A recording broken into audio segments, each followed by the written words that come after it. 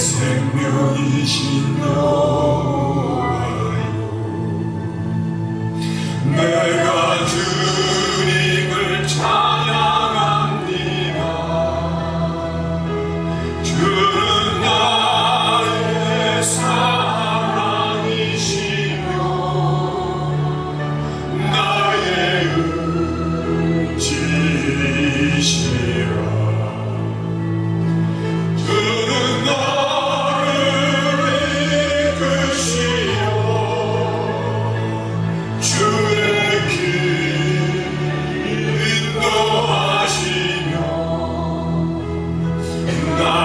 생의 목자 되시니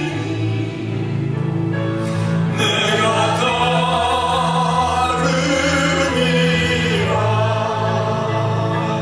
나의 하나님,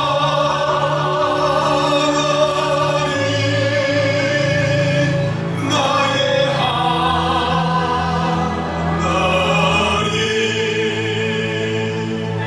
생명의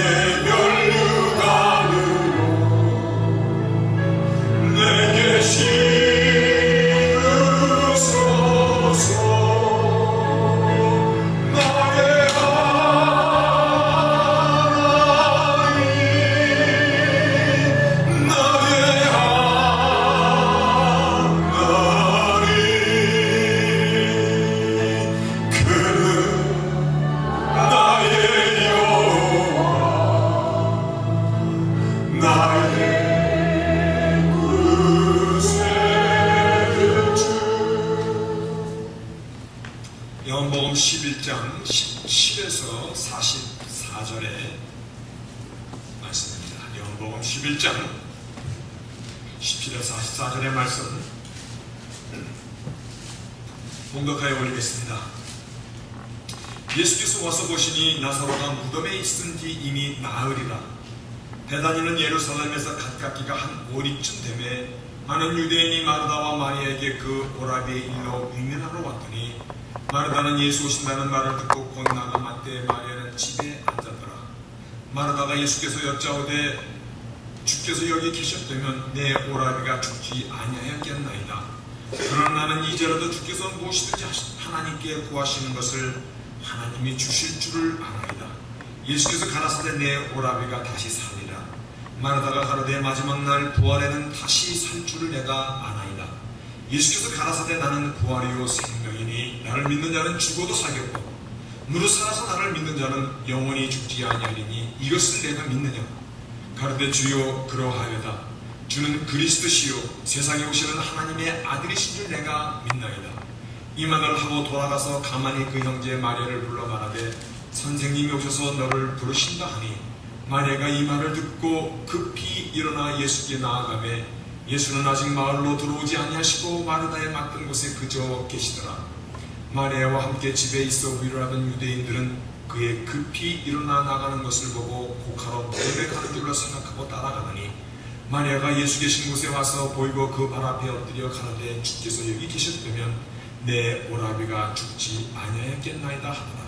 예수께서 그의 우는 것과 또 함께 유대인들의 우는 것을 보시고 심령에 통분히 여기시고 민망히 여기사 가라사대 그를 어디 두었느냐. 가라되 주여 와서 보시옵소서 하니 예수께서 눈물을 흘리시더라. 이에 유대인들이 말하되 보라 그를 어떻게 사랑하였는가 하며 그중 어떤 이는 말하되 소경의 눈을 뜨게 한 이 사람이 그 사람은 죽지 않게 할 수 없었더냐 하더라. 이에 예수께서 다시 속으로 둥근히 여기시며 무덤에 가시니 무덤이 굴이라 돌로 막혔거늘 예수께서 가라사대 돌을 옮겨 놓으라 하시니 그 죽은 자의 누이 마르다가 가로되 주여 죽은 지가 나흘이 되었으며 벌써 냄새가 나나이다. 예수께서 가라사대 내 말이 네가 믿으면 하나님의 영광을 보리라 하지 아니하였느냐 하신대 돌을 옮겨 놓으니 예수께서 눈을 들어 우러보시고 가라사대 아버지여 내 말을 들으신 것을 감사하나이다. 항상 내 말을 들으시는 줄 내가 알았나이다. 그러나 이 말씀하옵는 것은 둘러선 무리를 위함이니 곧 아버지께서 나를 보내신 것을 저희로 믿게 하려 함이니이다. 이 말씀을 하시고 큰 소리로 나사로야 나오라 부르시니 죽은 자가 수족을 배로 동인 채로 나오는데 그 얼굴은 수건에 쌓였더라. 예수께서 가라사대 풀어놓아 다니게 하라 하시니라. 아멘. 앉으시겠습니다.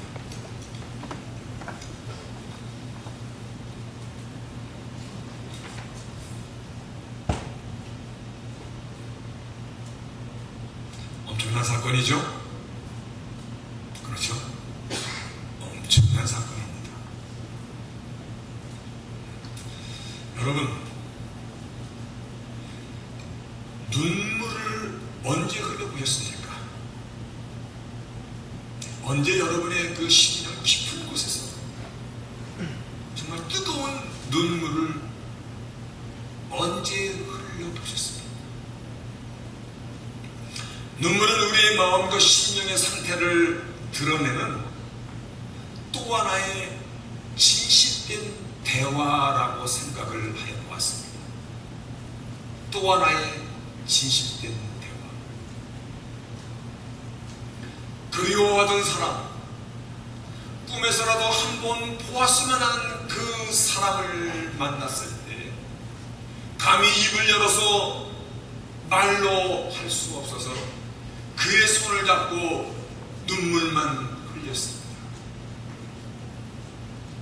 정말 사랑하고 보고 싶어하는 사람 앞에서 눈물만 흘렸어도, 아무 말도 하지 못하였어도 그 눈물 속에는 많은 말을 내포하고 있고, 그 눈물 속에는 그 사람의 진실된 감정과 정말 그동안 하지 못했던 그 수많은 언어들이 그 눈물 속에는 이미 들어가 있는 것입니다. 그래서 눈물은 또 하나의 언어라는 것입니다. 오늘 말씀의 제목이 예수께서 눈물을 흘리시더라. Jesus wept. Jesus wept. 예수께서 눈물을 흘리시더라. 여기서 눈물을 흘리셨다는 이 말씀은 헬라어로 보면 다크로워, cry라는 의미를 하고 있습니다. cry. 숨죽여 흐느껴서 그냥 흑흑 그렇게 우는 울음이 아니라 엉엉 소리내어 오셨다는 것입니다. 얼마나 아프셨으면, 예수의 심령께서 얼마나 이 속에서 쓰라리셨으면 엉엉 소리내어 우시더라. 하나님의 아들이시고 하나님의 오리지널리티 전능자이신 그분께서 우셨다는 것입니다. 이 눈물에는 어떠한 언어를, 어떠한 대화를 함축하고 있는 것입니다. 예수께서 친구 나사로의 죽음 때문에 이렇게 슬퍼하셨던 것만은 아니었을 것입니다. 왜냐하면 이제 나사로를 깨우러 가자 그러셨던 중입니다. 이 말씀은 조금 후면은 그가 어떠한 모양으로 살아나갈 것을 알고 계셨다는 것입니다. 그의 죽음 때문에 이렇게 슬퍼하셨다고 말하면 그래서 어폐가 있는 것입니다. 그가 무덤에서 어떻게 나올 것을 어찌 몰랐겠어요. 그는 문둥병자였었습니다. 근데 그가 무덤에서 다시 걸어 나왔을 때 스티브 문둥병을 달고 나왔을까? 여러분 한번 생각해 보시기 바랍니다. 그가 죽었을 때 문둥병자였는데, 그래서 무덤에 둔 지 나흘이나 되었는데, 그가 무덤에서 다시 나왔을 때 여기 얼룩덜룩하고 문둥병 고름 흐르는 그 얼굴로 나왔을까? 아니면은 온전한 얼굴로 나왔을까?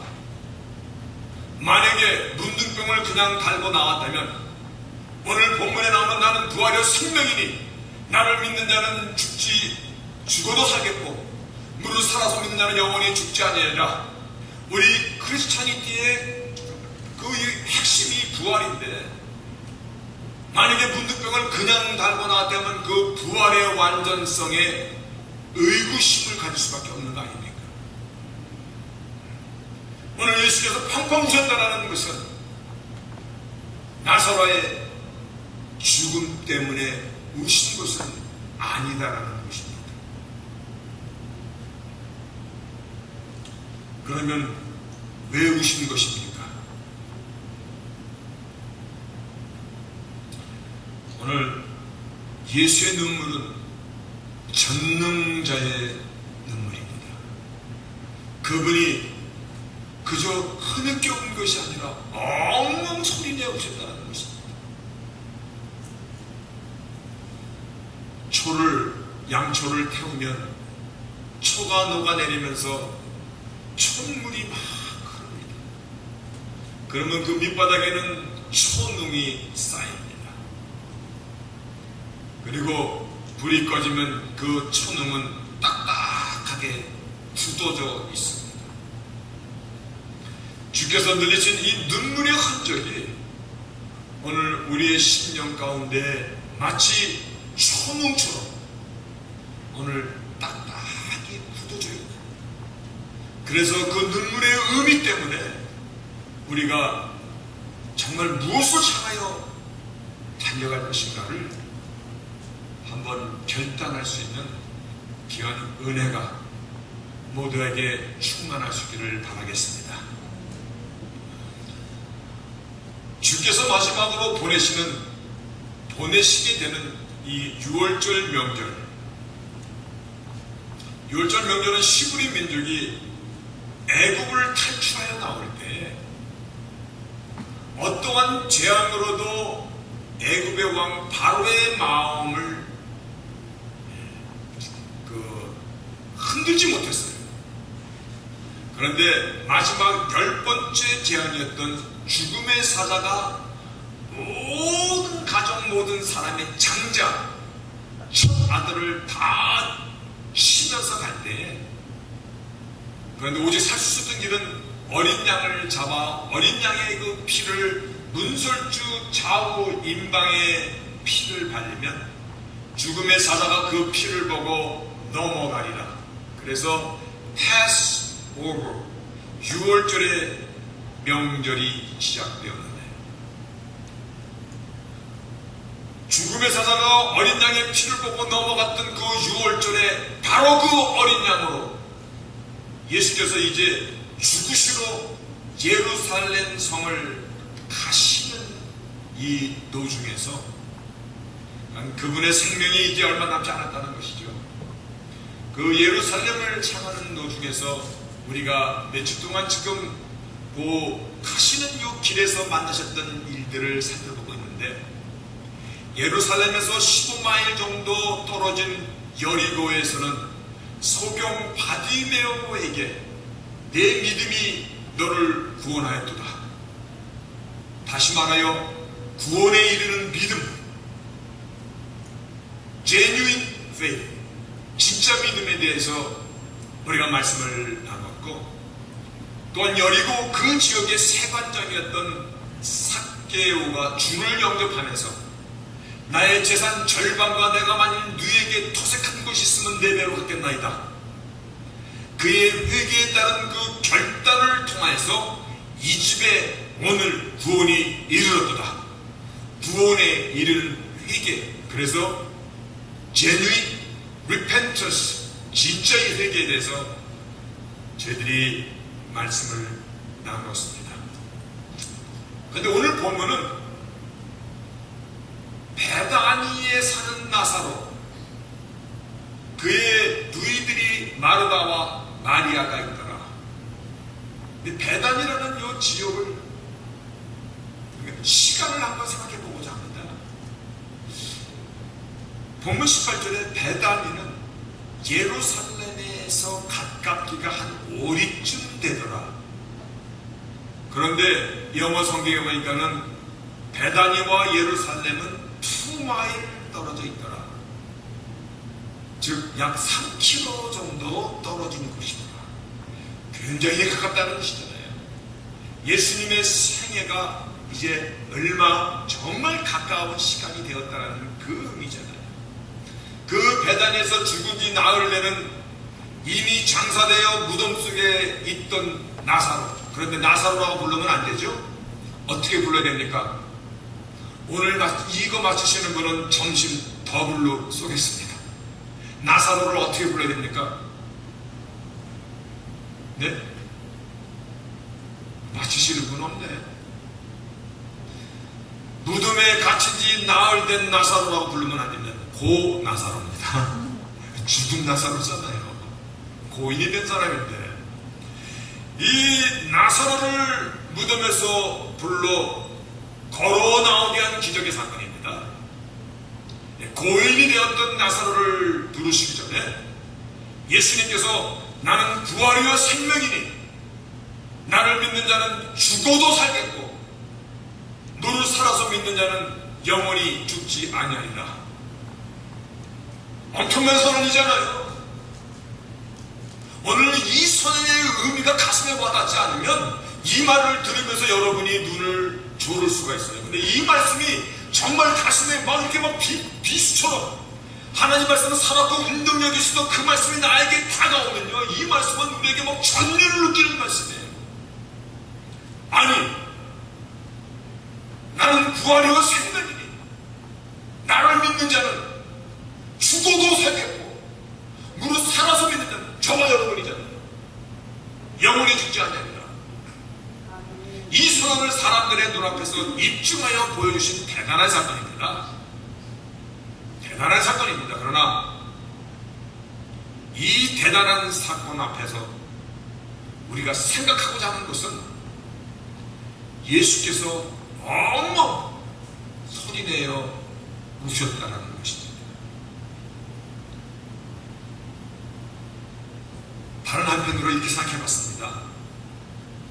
평생 문둥병을 앓다 죽었으니 그 사람의 인생에 얼마나 한이 맺혔겠는가.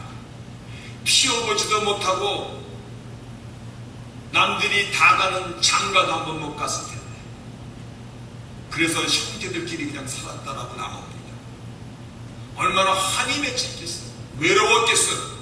자괴감과 절망 가운데 그가 살았을 거 아닙니까? 그런데 조금 되면 그가 문둥병을 다 떨쳐버리고 말끔해진 상태로, 요즘 사람들이 잘 쓰는 말, 저는 안 좋아하는 말, 꽃미남으로 나오잖아. 그거를 생각하면서 예수님께서 감동의 눈물을 흘리신 것은 더더욱 아니라는 것입니다. 슬퍼서 오신 것도 아니고 좋아서 오신 것도 아니고 감동해서 오신 것도 아니다라는 것입니다. 예수의 눈물은 어떠한 눈물입니까? 어떤 사람이 간증하는 얘기를 들었습니다. 내 사랑하는 남편이 저렇게 아파하는데, 저렇게 밤새 몸부림치면서 신음하고 고통하는데 내가 해줄 수 있는 것은 아무것도 없었습니다. 병들어 죽어가는데 인생이 이렇게 무기력한 것인지, 우리의 한계라는 것이 이렇다는 것이 정말 화가 나는 거예요.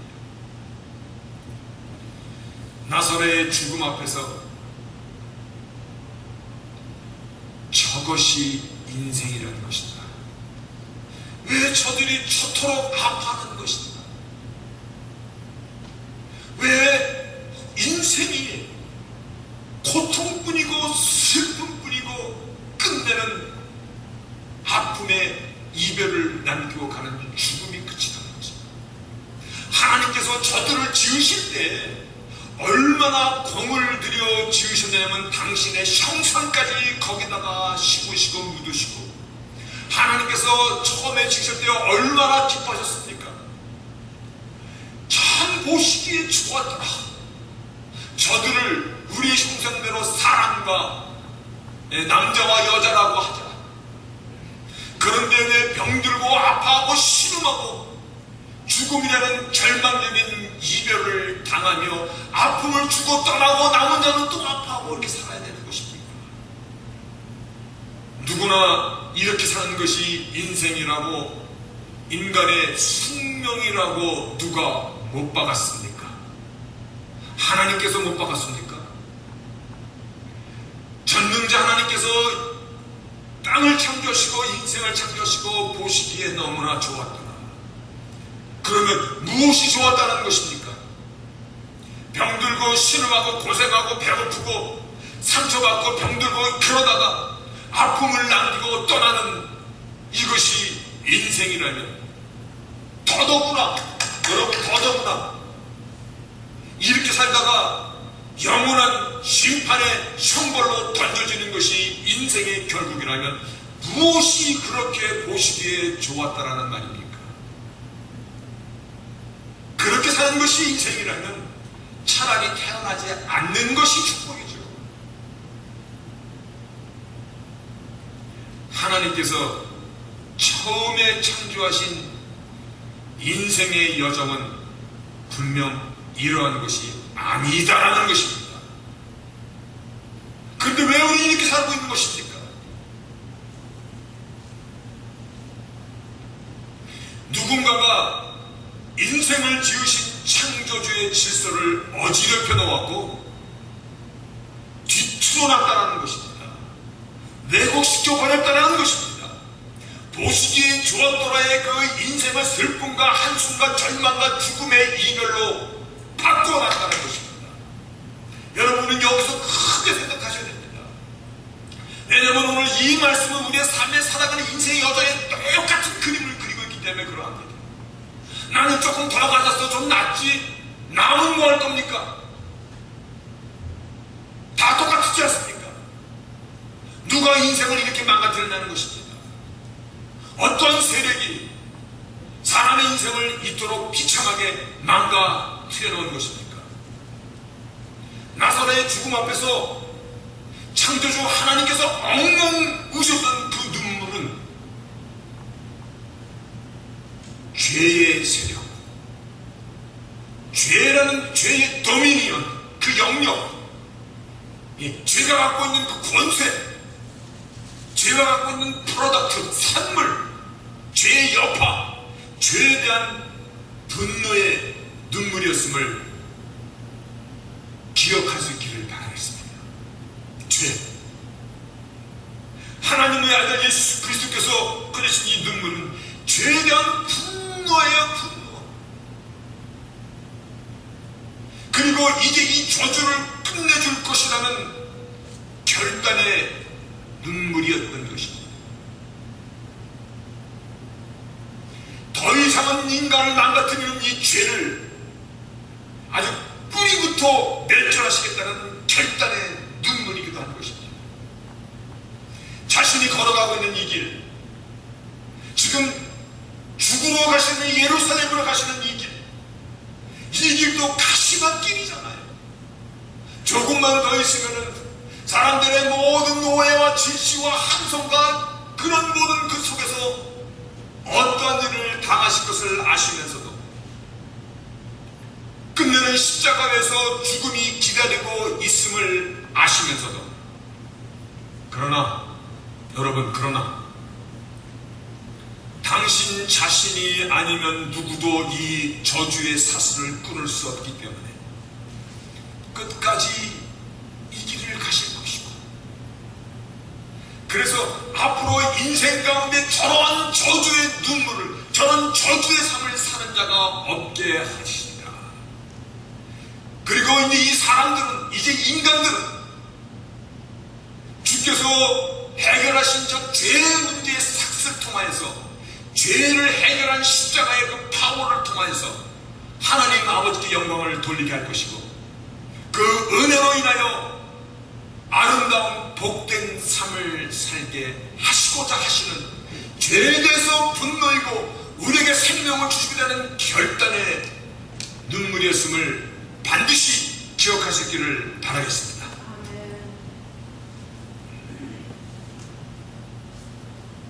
그러면 다시 한번 처음 질문으로 돌아가겠습니다.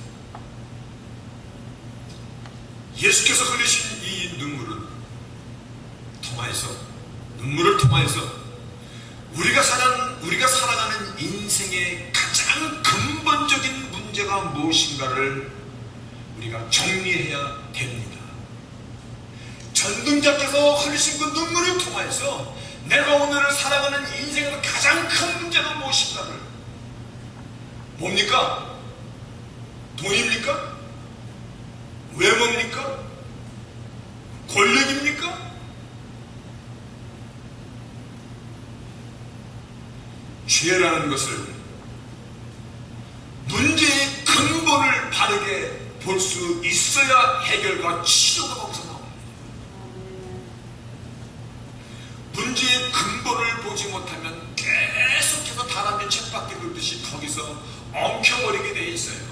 너무나 엉켜버리니까는 마저 풀 수 없는 실타래처럼 엉킨 것이 오늘의 삶이잖아요. 여러분, 죄가 우리의 가장 큰 문제라는 것을 보아야 됩니다. 죄로 인하여 하나님 관계가 깨졌고, 죄로 인하여 사람의 관계도 깨졌고, 사람의 관계가 깨진 것은 창세기 4장에 보면 형이 아우를 죽이면서도 내가 뭘 잘못했다고 하나님 앞에 그렇게 나오는 것을 우리가 보고 있지 않습니까? 그게 오늘의 우리의 삶의 현실처럼 보고 있지 않습니까? 모든 자연의 만물이 신음하고 병들고 원한과 미우는 것, 싸우고 빼앗고, 그리고 사랑하는 사람과 생이별을 당하고, 인생의 진짜 문제, 죄가 나를 주장하는 한 우리에게는 참된 평화와 참된 축복이 없습니다. 죄가 나를 주장하는 한 그렇다는 것입니다. 9.12 사태 때 이슬람 과격분자 알카에다의 소행이라고 나타났죠. 뉴욕에 사는 많은 이슬람 교도들이 그들을 무슬림이라고 부릅니다. 무슬림들이 자신들이 믿는 종교가 저렇게 무자비한 것이구나, 그들이 정확하고 놀라면서 많은 사람들이 이슬람을 떠났다고 그러더라고요. 오늘날 세계 문제, 우리의 문제가 종교적인 갈등이라고만 생각하면 틀립니다. 죄의 결과 중에 하나인 것입니다. 죄의 결과라는 것입니다. 바로 이 죄를 도말하고자 인생에 엉클어진, 세상에 헝클어진 이 잘못된 것을 근본적으로 다시 바르게 세우고자 그 죄의 문제를 청산하시고자 십자가의 그 길을 가신 것입니다. 그리고 죄의 최고의 권세였던 사망을 무찌르고 일어나신 것이 부활의 사건인 것입니다. 나는 생명이요 부활이니, 오늘 이 말씀의 의미가, 그래서 부활은 십자가의 파워를, 다시 한번 얘기합니다. 부활은 십자가의 파워를 현실화한 것입니다. 그래서 십자가와 부활은 함께 공존할 수밖에 없는 것입니다. 내가 정녕 나를 믿느냐? 우리가 주를 믿습니까? 그럼 다시 사는 것도 믿어야 된다는 것입니다. 이것은 함께 있는 것이라는 것입니다. 여러분, 오늘 말씀의 결론입니다. 죄에 대하여 분노의 눈물을 흘리신 주님이었습니다. 이 눈물은 우리를 살리고자 하시는 전능자의 결단의 눈물이기도 했습니다. 이 사실에 대해서 내가 믿으면 물어봅니다. 우리가 지금 선택하고 결단할 것이 남아있습니다. 내가 믿으면. 본문 39, 40절에 보니까 예수께서 돌을 옮겨 놓으라 하시니 그 죽은 자의 누이 마르다가 말하기를, 주여 죽은 지가 얼마 됐어? 한번 좀 물어봅시다. 왜냐면 여러분들 눈에 저처럼 빛이 나야 되는데 빛이 별로 안 나는 것처럼 좀 섭섭해집니다. 죽은 지 며칠 됐어? 이렇게 쉬운 거니까. 나흘 돼서 나흘. 벌써 냄새가 나나이다. 벌써 냄새가 나나이다. 그 냄새가 어땠을까? 소고기 스테이크 먹으려고 하는데 잊어버려서 4일 동안 밖에 놔뒀더니 그 냄새가 먹을만 하다니까. 예. 그렇죠? 그런 냄새가 남아있다. 예수께서 가라사대 내가 뭐라고 말하냐면 내가 믿으면 하나님의 영광을 보리라 하지 아니하였느냐. 우리가 지금 해낸 일이 무엇입니까? 예수께서 전능자께서 그 죄 앞에서 엉엉우시고 이제는 다시금 우리에게 저와 같은 죄의 산물이 일하지 않도록 결단하시면서 가신 십자가의 길이었습니다.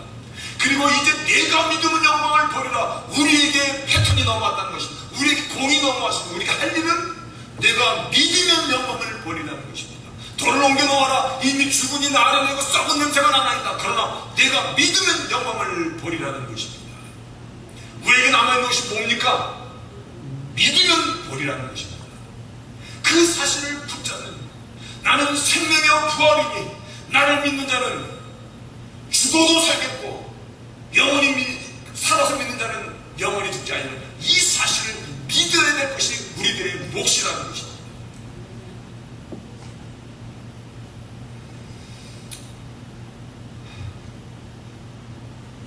가끔 두려 튼튼이라는 말을 쓰더라고요. 두려 튼튼. 높아심이라는 말로도 표현할 수 있죠. 무엇을 믿으라는 것입니까? 제가 이렇게 설교를 하고 나서 제 설교를 제가 집에서 모니터링을 합니다. 똑같은 걸 자꾸 반복하지. 이 똑같은 말 앞으로 반복하지 말아야지. 근데 반복할 수밖에 없는 것이 여러분들의 얼굴을 바라보면서 야, 이거는 반복해야 되겠구나. 지금 꽝 쪄있네. 이러한 감정이, 이러한 기분이 다 들어오면 또 제가 말을 계속 리핏하고 있는, 그래도 리핏하게 되겠습니다. 무엇을 믿는 것입니까? 내가 나를 믿으면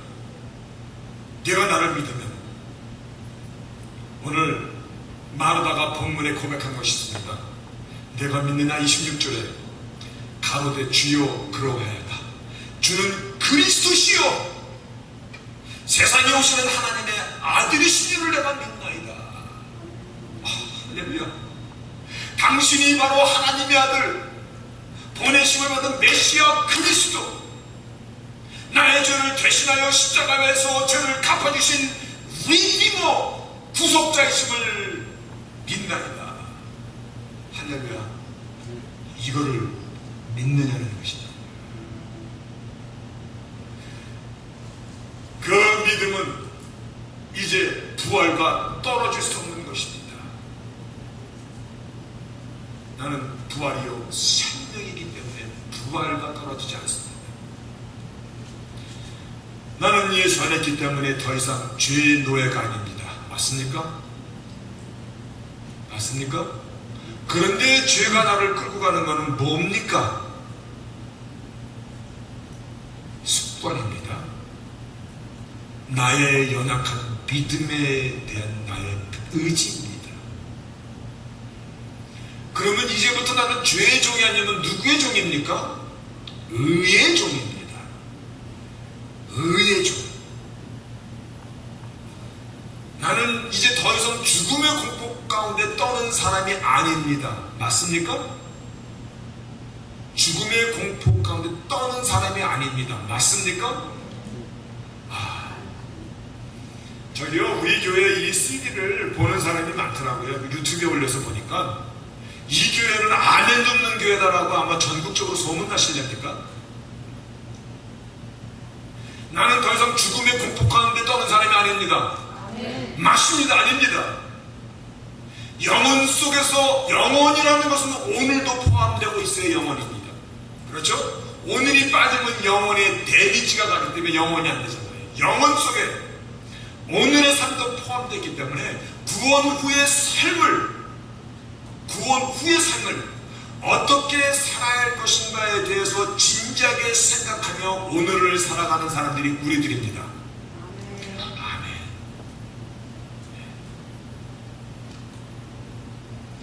여러분, 하나님의 영광을 보기 위하여 죄에 대해서 주께서 분노하시며 물으셨다면 우리들은 어떻게 됩니까?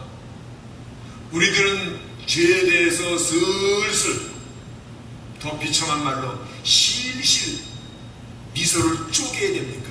죄에 대해서?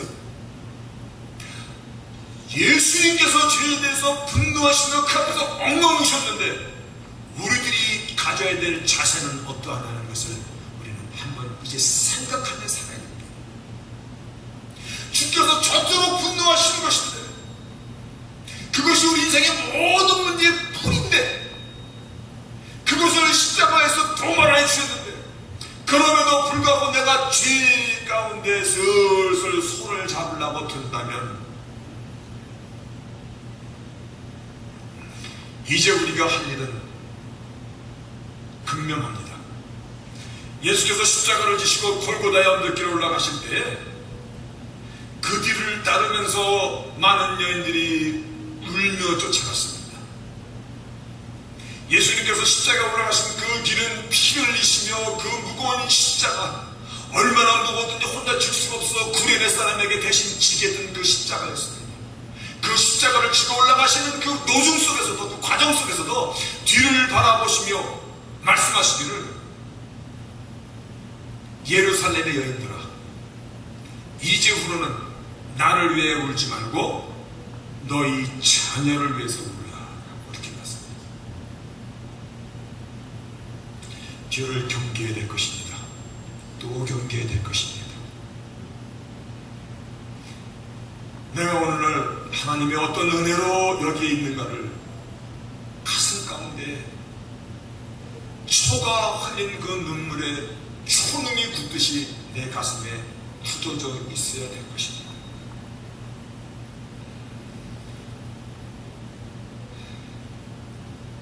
전쟁터에서 살아 돌아온 아들의 손을 꽉 잡으면서 정말 감격과 기쁨의 눈물을 흘리는 그 아버지의 눈물줄. 우리가 인생 자체가 싸우는 것 아닙니까?